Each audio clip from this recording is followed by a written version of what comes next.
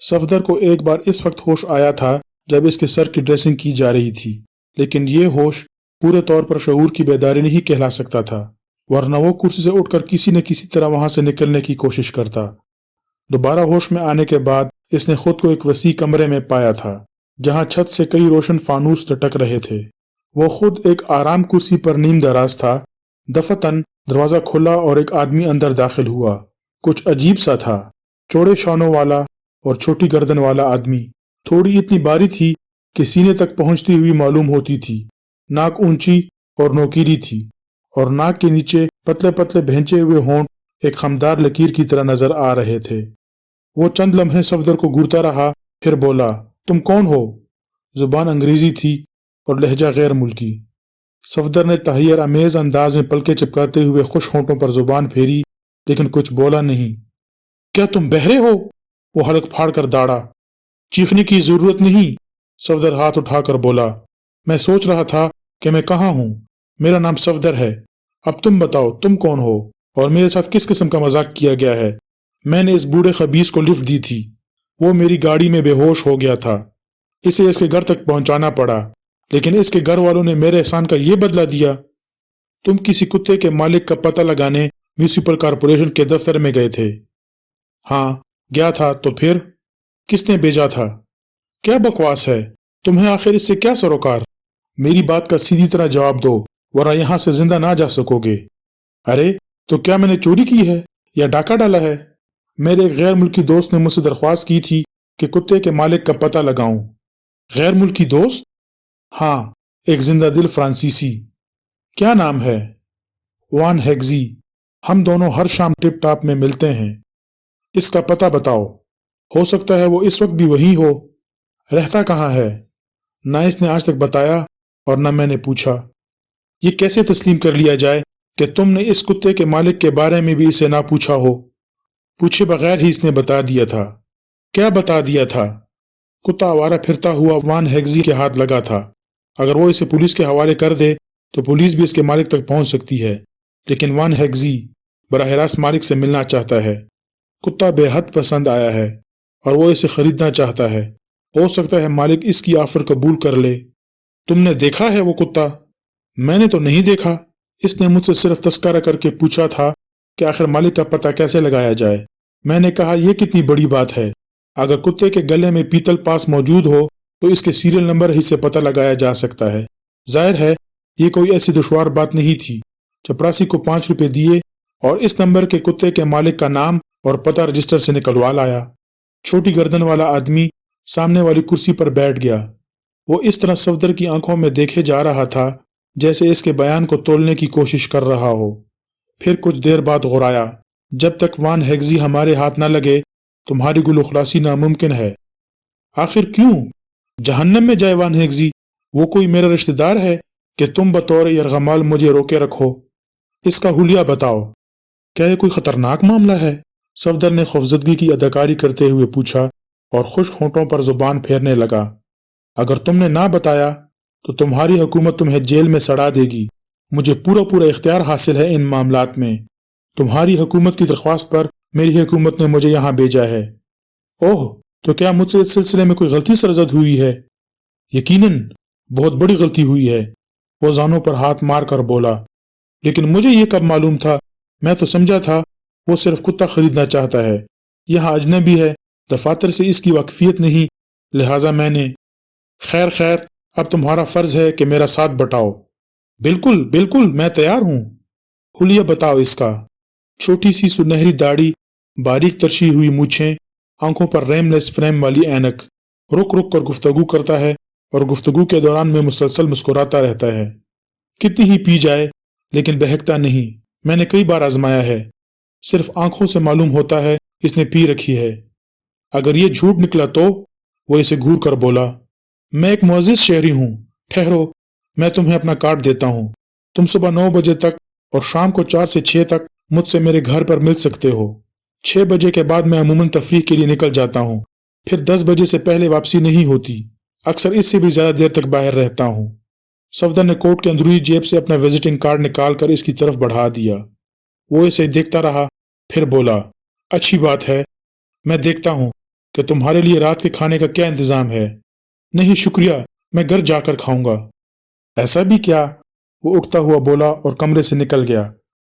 صفدر وہیں اسی پوزیشن میں آرام کرسی پر پڑا رہا۔ اس کا خیال تھا کہ وہ اس آدمی کو مطمئن کرنے میں کامیاب ہو گیا ہے۔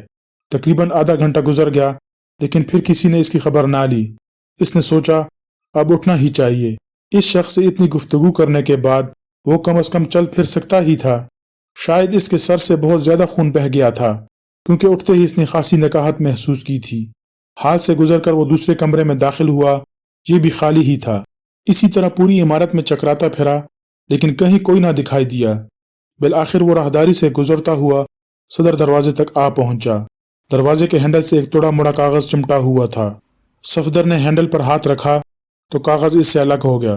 سیاہ روشنائی سے کاغذ پر تحریر تھا، اب اپنے گھر جاؤ۔ اگر تم جھوٹے ثابت ہوئے تو دنیا کے کسی گوشے میں بھی نہ بچ سکو گے۔ میرا ہاتھ ہر حال میں تمہاری گردن تک پہنچ جائے گا۔ صفدر نے دروازہ کھولا اور برآمدے میں نکل آیا۔ برآمدے سے گزر کر روش طے کی اور پاٹک پر پہنچتے ہی اپنی گاڑی بھی دیکھ لی۔ وہ سڑک کے کنارے کھڑی تھی۔ عمارت کا برآمدہ روشن تھا۔ دفعتاً عمران کو وہاں صفدر نظر آیا۔ وہ تنہا تھا۔ پھر اس نے اسے باہر نکل کر گاڑی تک آتے دیکھا۔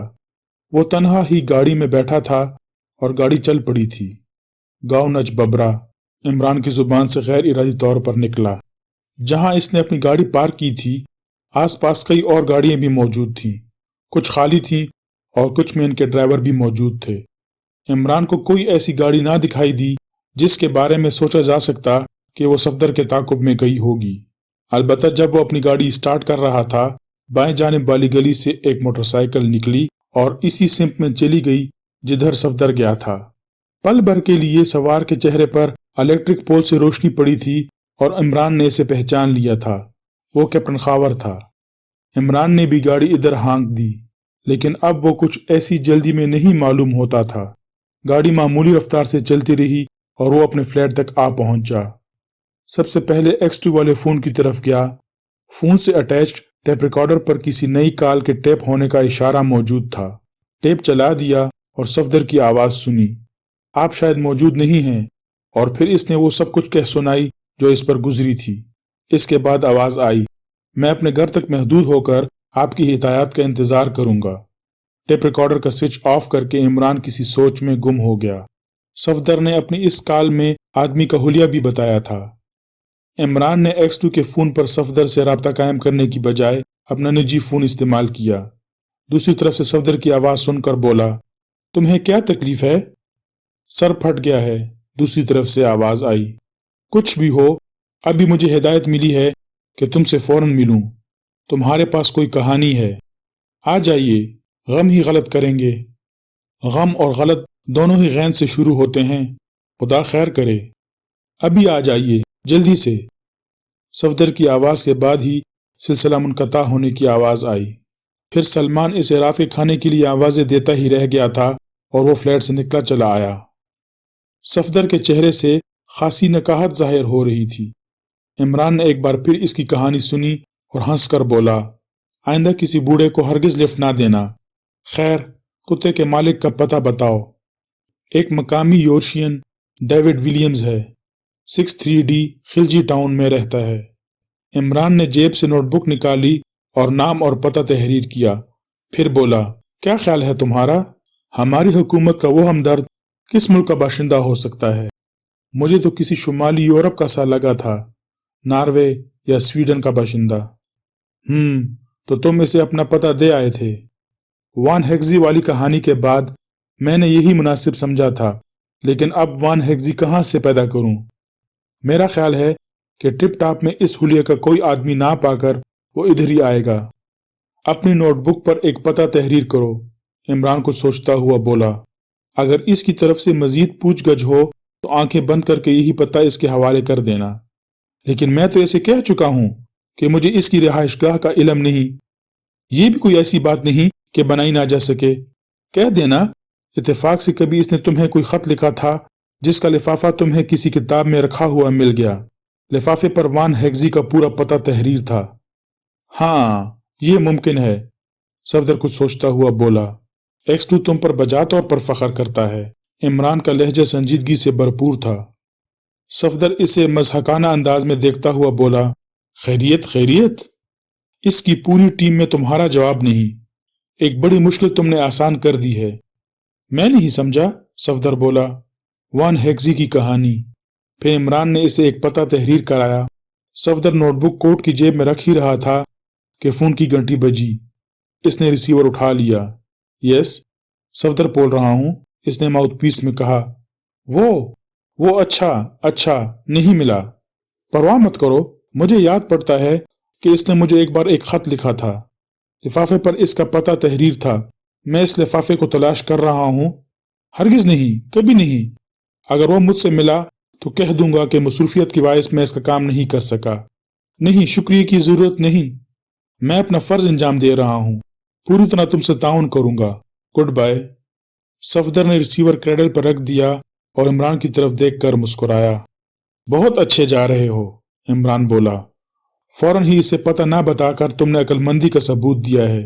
हो सकता है कुछ देर बाद वो तुम्हें फोन करे ये मालूम करने के लिए कि लिफाफा मिला या नहीं, लेकिन इसे अच्छी तरह याद रखना कि इसने इमारत की निगरानी भी शुरू करा दी होगी। मैं समझता हूं। पता कल सुबह से पहले हरगिज ना बताना। मैं समझता हूं। क्रिस्टीन ने दीवार पर लगे हुए क्लॉक की तरफ देखा। 10:15 बजे थे। वो सोच रही थी कि आखिर इसका हशर क्या होगा। वो हैरत अंगेज आदमी भी फिर नजर ना आया। इसकी स्केच बुक इसी के पास थी। पिछली रात वो इसे इस इमारत में छोड़ गया था और अभी तक इसकी वापसी नहीं हुई थी। अजीब आदमी है, इसने इससे स्केच बुक की कहानी मालूम करने की कोशिश नहीं की थी। हालांकि अगर वो जरा सी भी दिलचस्पी जाहिर करता तो वो बला पसोपेश बयान कर देती। आज तक इसने इसके बारे में किसी को भी कुछ नहीं बताया था, लेकिन वो महसूस कर रही थी कि कम से कम इस आदमी से कुछ भी नहीं छुपा सकेगी। हफ रोजर ने इसे कत्ल कर देने की धमकी दी थी। शायद वो ऐसा कर भी गुजरता, लेकिन क्रिस्टीन ने तहिया कर लिया था कि वो इसे इसके बारे में एक लफ्ज भी ना बताएगी। इमरान कहाँ रह गया? वो बार बार सोचती। इसे पिछली रात के वाकयात कई बार याद आए। कितना डरावना मेकअप इसने कर रखा था और कितनी आसानी से इन पांचों को बेबस कर देने के बाद इनका मज़हका उड़ाता रहा था। फिर इसे वो मंजर याद आया जब हफ रोजर ने इमरान पर हमला किया था। वो तो समझी थी कि शायद खेल वहीं खत्म हो गया, लेकिन इमरान की हैरतअंगेज फुर्तीलेपन के सामने हफ रोजर की एक ना चली और बिल आखिर वो वहीं ढेर हो गया। इमरान, वो कहाँ रह गए हो तुम? वो आहिस्ते से बुड़बुड़ाई और ठीक इसी वक्त किसी ने बाहर से कॉल बेल का बटन दबाया। वो तेजी से सदर दरवाजे की तरफ बढ़ी। भला इमरान के अलावा और कौन हो सकता था? लेकिन दरवाजा खुलते ही एक अजनबी बड़ी फुर्ती से अंदर दाखिल हुआ। अगर वो एक पल के लिए भी हिचकिचाया होता तो क्रिस्टीन दरवाजा बंद कर चुकी थी, लेकिन इसने तो इसे इसका मौका ही नहीं दिया था। तुम कौन हो? क्रिस्टीन खुद पर काबू पाने की कोशिश करती हुई गुर्राई। वो कुछ ना बोला। इसके सामने बेहिस्सो हरकत खड़ा रहा। बड़ी दिलकश शख्सियत का मालिक था। बाल सुनहरे थे, छोटी सी आर्टिस्टिक दाढ़ी थी, बारीक तरशी हुई मूछें, आंखों पर रेमलेस फ्रेम वाली ऐनक और लिबास से नफासत पसंदी जाहिर होती थी। उम्र ज्यादा से ज्यादा 30 साल रही होगी। मामोजिल वान हेक्सी, वो किसी कदर झुक कर बोला। लहजा फ्रांसीसियों जैसा था। वो यूरोप की कई जुबानें बोल सकती थी और फ्रांसीसी तो अच्छी खासी जानती थी। तुम इस तरह अंदर क्यों घुस आए? मुझे यहाँ आना था मामोजिल, इसने बड़ी शाइस्तगी से कहा। क्यों? मैंने वादा किया था मामोजिल, आपकी जिम्मेदारी मुझ पर है। क्या मतलब? वो चौंक कर पीछे हटी, क्योंकि यह जुमला अंग्रेजी में अदा किया गया था और आवाज 100% इमरान की थी। चलो, उलझने की जरूरत नहीं, वो आगे बढ़ता हुआ बोला। पहले गरम गरम कॉफी पीऊंगा, फिर बातें होंगी। तुमने तो मुझे डरा दिया। पिछली रात जितने भयानक मेकअप में थे, इस वक्त इतनी ही खूबसूरत लग रहे हो। खूबसूरत? वो चलते चलते रुक गया। मैं गलत नहीं कह रही, बहुत प्यारे लग रहे हो। जिंदगी में पहली बार किसी औरत से इस किस्म का जुमला सुना है। समझ में नहीं आता कि मुझे शर्माना चाहिए या मगमूम हो जाना चाहिए। चलो, वो इसकी कमर में हाथ देकर धकेलती हुई बोली। तुम्हारी बातें समझ में ना आने के बावजूद भी दिलचस्प मालूम होती हैं। वो ड्राइंग रूम में आए। इसने कहा, ठहरो, मैं तुम्हारे लिए काफी बना लाऊं। इसने कहकर जाना चाहा। मैं भी चल रहा हूं, बातें भी होती रहेंगी। किचन खासा बड़ा था और वहां एक मेज और चंद कुर्सियां भी पड़ी हुई थीं। क्रिस्टीन स्टोव पर कॉफी के लिए पानी रखने लगी और वो एक कुर्सी पर बैठ गया। तुमने किसी ऐसे आदमी का तस्करा किया था जिसने तुमसे फोन पर स्वीडिश में गुफ्तगू की थी। हाँ, और इसके बाद हाफ रोजर मिला था। तुम्हारा ख्याल है कि वो हकीकतन कोई स्वीडिश ही था? मुझे यकीन है। क्या तुम किसी छोटी गर्दन और चौड़े शानों वाले स्वीडिश से वाकिफ हो? वो इसकी तरफ मुड़ी और मुतहय्यराना अंदाज में पलकें चिपकाईं। इसकी नाक ऊंची और नोकीली है, थोड़ी बारी और होंठ बहुत पतले हैं। वेशियाना अंदाज में गुफ्तगू करता है। ओह, ये तो तुम बैरन फिल्चर बोल्ट का हुलिया बयान कर रहे हो। ये कौन है? मेरे शहर का चीफ ऑफ पुलिस। और तुम्हें सुनकर हैरत होगी कि वो भी। ओह, तो क्या वो भी यहाँ मौजूद है? सवाल करने की बजाय बात जारी रखो। वो भी मेरी स्केच बुक में दिलचस्पी लेता है। अब बता भी डालो स्केच बुक के बारे में, ये तो जान को आ गई है। पहले तुम बताओ, क्या बैरन फिल्चर बोल्ट यहाँ मौजूद है? ना होता तो मैं तुमसे इसके बारे में किस तरह दरियाफ्त करता? क्रिस्टीन ने एक तवील सांस ली और किसी सोच में पड़ गई। वो बगौर इसके चेहरे का जायजा ले रहा था। कुछ देर बाद वो बोली, सचमुच मुसीबत बन गई है ये स्केच बुक। मैं सोच भी नहीं सकती थी कि इसके लिए इतना हंगामा होगा, लेकिन हंगामे की वजह समझने से कासिर हूं। तुमने बताया था कि ये तुम्हारे दादा के वक्त से तुम्हारे खानदान में चली आ रही है, और ये झूठ नहीं है। मुझे यकीन है, लेकिन इस हंगामे का ताल्लुक दादा के वक्त से तो ना होगा। कतई नहीं, ये ज्यादा पुरानी बात नहीं। दूसरी जंग के अजीम के खात्मे के कुछ दिनों के बाद इस स्केच बुक पर यह नहूसत नाजिल हुई थी। मैं छोटी सी थी, लेकिन मुझे अच्छी तरह याद है इस वाक़ये की तफसील। इस वक्त भी आंखों में फिर गई है। बड़ी तूफानी रात थी। ऐसी बारिश मेरी याददाश्त में फिर कभी नहीं हुई।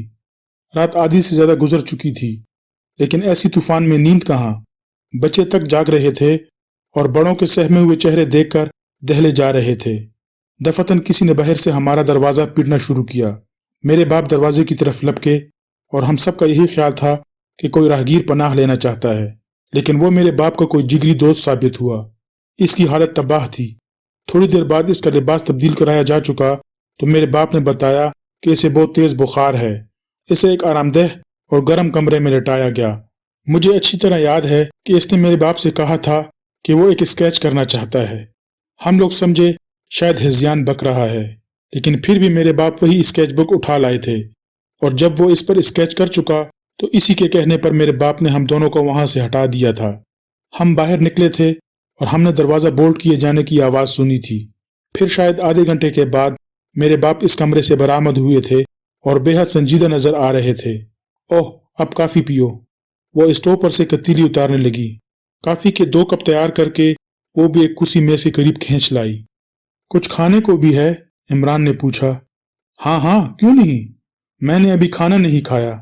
वो उबले हुए झींगों का एक डब्बा उठा लाई। कुछ स्लाइस भी थे। चलो ठीक है, इमरान सर हिलाकर बोला।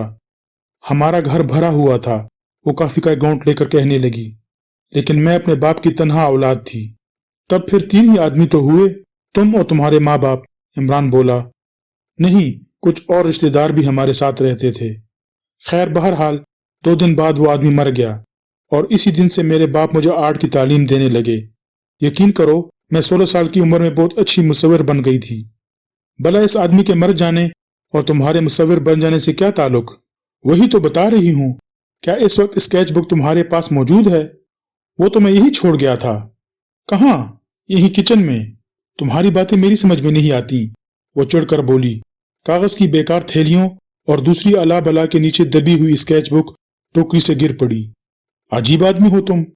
बहुत ज्यादा अहम चीजें इसी तरह महफूज रहती हैं कि इन्हें रद्दी की टोकरी की नजर कर दिया जाए, इमरान ने कहा और स्केच बुक उठाकर इसके हवाले कर दी।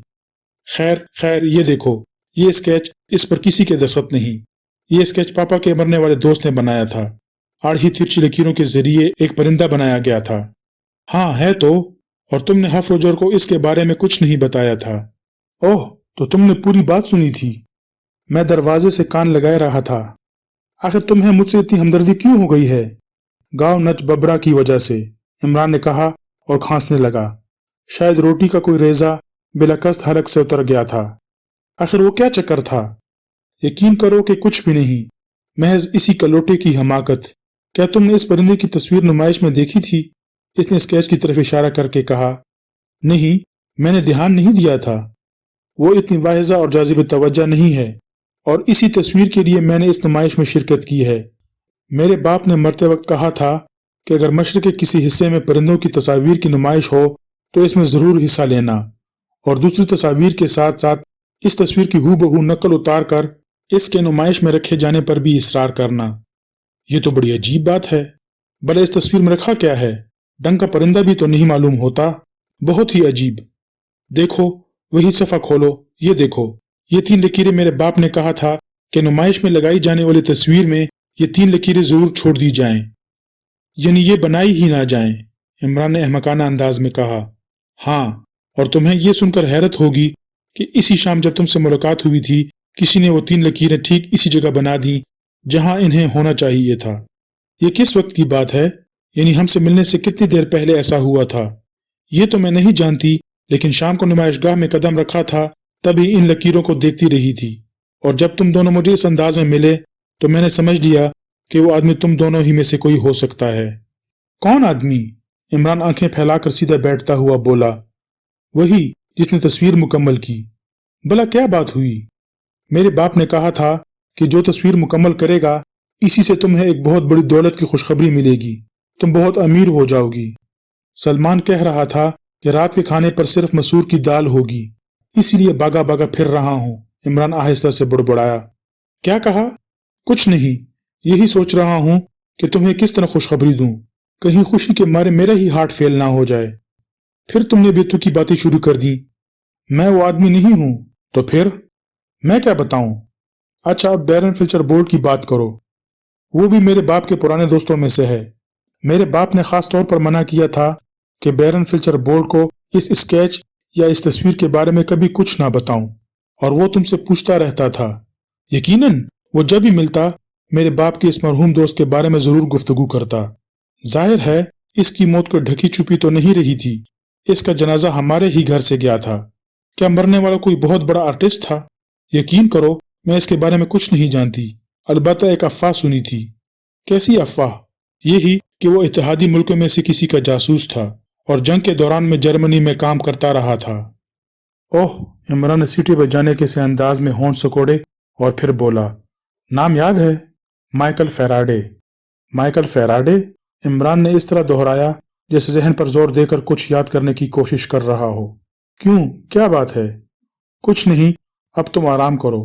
ویسے تمہیں کوئی اعتراض تو نہ ہوگا اگر میں بھی یہیں رات بسر کروں؟ نہیں، مجھے کیا اعتراض ہو سکتا ہے؟ یقین کرو، نہ تو میں تم سے خائف ہوں اور نہ تم سے متعلق ناگوار اثر اپنے ذہن پر پاتی ہوں۔ شکریہ۔ وہ دونوں کچن سے پھر نشست کے کمرے میں واپس آ گئے۔ وہ آدمی کون تھا جو تمہارے کمرے میں مارا گیا؟ میں اس کے بارے میں اس سے زیادہ نہیں جانتی جو مجھے پولیس والوں سے معلوم ہوا ہے۔ عمران کی نظر ٹیلی فون پر پڑی۔ وہ اپنی جگہ سے اٹھ کر اسٹول کے قریب آیا اور فون پر کیپٹن فیاض کے نمبر ڈائل کیے۔ وہ گھر پر موجود تھا۔ تو تم ہو؟ وہ دوسری طرف سے غرایا۔ پھر کہتا ہوں کہ مجھ سے مل لو ورنہ بڑے خسارے میں رہو گے۔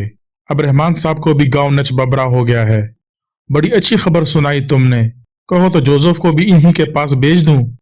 ذرا ایک منٹ ٹھہرو، کوئی آواز دے رہا ہے، دوسری طرف سے فیاض نے کہا، اور عمران نے پرمانی انداز میں سر کو جنبش دے کر فوراً ہی سلسلہ منقطع کر دیا۔ اب وہ رحمان صاحب کے نمبر ڈائل کر رہا تھا۔ ہیلو، دوسری طرف سے غالباً سوریا کی آواز آئی۔ عمران نے آواز بدل کر کہا، کیا رحمان صاحب تشریف رکھتے ہیں؟ آپ کون ہیں؟ گاؤں نچ ببرا۔ جی؟ براہ کرم ان سے کہہ دیں کہ ان کی کال ہے۔ ہولڈ آن کیجئے۔ تھوڑی دیر بعد رحمان صاحب کی آواز سنائی دی۔ تکلیف دہی کی معافی چاہتا ہوں، عمران بولا۔ ابھی کچھ دیر پہلے فیاض سے معلوم ہوا ہے کہ آپ کو میری ضرورت ہے۔ تم کہاں سے بول رہے ہو؟ ایک ٹیلی فون بوتھ سے۔ خود کو فوراً پولیس کے حوالے کر دو۔ حکم کی تعمیل کروں گا، لیکن کیا آپ میرے لیے اتنی معلومات حاصل کر سکیں گے کہ پرندوں کی نمائش کی تصاویر کی تجویز کہاں سے آئی تھی؟ کیا مطلب؟ میں آپ کو تکلیف نہ دیتا، لیکن فیاض تعاون کرنے پر آمادہ نہیں۔ کیا بکواس کر رہے ہو؟ معاملہ ایک غیر ملکی سفارت خانے کا ہے، سوچ لیجئے۔ تم کہنا کیا چاہتے ہو؟ میرے تعاون کے بغیر کام نہیں چلے گا۔ نمائش کا کرتا درتا وہی تھا جو کرسٹین کے کمرے میں مار ڈالا گیا، یعنی وہ فرسٹ سیکرٹری بذات خود؟ ہاں، جلدی سے بک چکو۔ بہت بہت شکریہ، عمران نے کہا और सिलसिला मुनक़ता कर दिया। वैसे इसे यकीन था कि इसकी इस हरकत पर रहमान साहब आपे से बाहर हो रहे होंगे। इसके बाद इसने जूलिया के नंबर डायल किए और X2 की आवाज में बोला, तुम्हें इल्म होगा कि ग्रांड होटल के एक कमरे में एक सफारतखाने के सेक्रेटरी की लाश मिली थी। मुझे इल्म है जनाब। इसका नाम मालूम है तुम्हें? जी हाँ, विलियम गैस्पर फैराडे था। इसके खानदान में किसी माइकल फैराडे का पता लगाना है। वो कौन था, जिंदा है या मर गया? बहुत बेहतर जनाब। 3 घंटे से ज्यादा वक्त नहीं दे सकता। कोशिश करूंगी जनाब। इमरान सिलसिला मुनक़ता करके कैप्टन खावर के नंबर डायल करने लगा। क्रिस्टीन इसे बहुत गौर से देखे जा रही थी और वो X2 की आवाज में कैप्टन खावर से कह रहा था, तुम्हें मालूम करना है कि पिछले 15 दिनों में बैरन फेल्चर बोल्ड नाम का कोई स्वीडिश यहाँ आया है या नहीं। इसका मौजूदा पता चाहिए और हुलिया भी। बहुत बेहतर जनाब। सिर्फ 3 घंटे दिए जा सकते हैं। मैं इंतहाई कोशिश करूंगा जनाब। इमरान रिसीवर रखकर क्रिस्टीन की तरफ मुड़ा। वो तहीरज़दा आंखों से देखी जा रही थी। तुम आखिर हो कौन? मैं पता नहीं क्या क्या हूं। नहीं, मैंने अभी महसूस किया था कि तुम कई तरह की आवाजों और लहजों में गुफ्तगू कर सकते हो। क्या यह कोई बुरी बात है? माइकल फैराडे का क्या जिक्र था? क्या तुम इस शख्स के नाम से वाकिफ हो जिसकी लाश तुम्हारे कमरे में मिली थी? नहीं, इसका नाम था विलियम गैस्पर फैराडे। क्या मतलब? और यह नुमाइश इसी की कोशिशों का नतीजा थी? नहीं, वो बुखलाए हुए अंदाज में खड़ी हो गई। हाँ, और अब मैं ये मालूम करना चाहता हूं कि माइकल फैराडे से इसका क्या ताल्लुक हो सकता है। मैं नहीं समझ सकती। जो ना समझ सको इसका भी तस्करा जरूर करो, शायद मैं समझा सकूं। जहन्नम में जैसा कुछ, वो झंझलाकर बोली। काश मैंने स्केच बुक से वो सफा फाड़कर आतिशदान की नजर कर दिया होता। इस सिलसिले में कुछ और याद आ रहा हो तो मुझे बताओ। कुछ नहीं, मुझे नींद आ रही है। गुड नाइट, इमरान ने लापरवाही से कहा। तुम कहाँ सोओगे? यहाँ 2 बेडरूम हैं, तुम फिक्र ना करो।